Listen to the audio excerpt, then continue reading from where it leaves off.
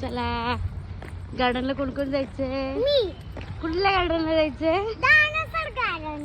चला चला चला चला चला पटपट चला. चला आज आम्ही चाललोय डायनासोर गार्डनला. खूप छान आहे गार्डन. चलो फायनली आम्ही पोचलोय डायनासोर गार्डनला.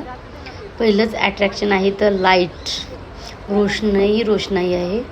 इथे खूप प्रकारचे डायनासोर आहेत, वेगवेगळ्या आकृतीमध्ये आहे साकारलेले आहेत. त्याचे भले मोठे त्याचे चेहरे बघूनच माणूस तिथं वाटतं की डायनासोर गार्डनलाच जायलाच पाहिजे. आणि तिथला माहोल तर एवढा सुंदर आहे की असं वाटतं की येऊच नाही घरी. लाईट्स, कॅमेरा, ॲक्शन सुंदर म्हणतात ना तसंच आहे डायनासोर गार्डन. तिथे मोर आहेत, परत लाईटचा शो आहे. गार्डन तर एवढा मोठ्या आकारामध्ये विभागलेला आहे की माणूस खेळून फिरूनच दमतो. त्यामुळे तर मुलं तर फार एक्सायटेड असतात इथं यायला. ते केव्हा त्यांना विचारा की कुठे जायचं आहे मम्मा, तर मम्मा डायनासोर गार्डनला जायचं. संडेला फार गर्दी असते इथे.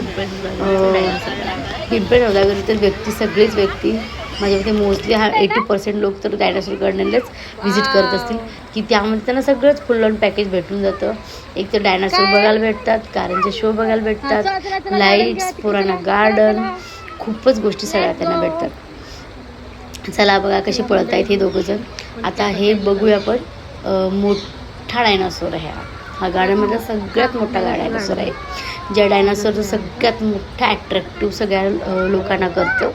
त्याच्यासमोर आपण एवढे चिमुकले दिसतो की बास, म्हणजे तुम्ही इमॅजिन करू शकता किती मोठी प्रतिकृती असेल. हे बघा इथे आहे डायनासोर गार्डनमध्ये मुलांना खेळण्यासाठी पाळणे आहेत, घसरगुंडी आहे, परत क्लाइम्बिंग आहेत. वेगळ्या स्टोनवरती आपण क्लाइम्ब करू शकतो.